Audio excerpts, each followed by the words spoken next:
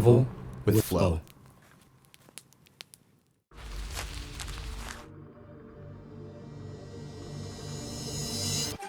Alright guys, just made it back to the editing suite, and let me tell you, the footage is so smooth. The 3-axis stabilization on this is insane.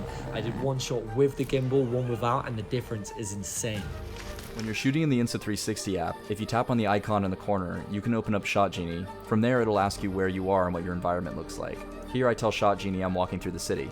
Instantly you're given a list of shot ideas, and if you want to, you can follow Shot Genie's step-by-step process on how to do each one. Basically puts together an entire video for you so you don't have to do any of the thinking.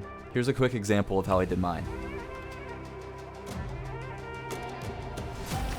So with the help of the Insta360 Flow and the Deep Track 3.0 feature, we can be able to track our beautiful talent here, absolutely ripping it on a horse without having to worry about framing or anything like that.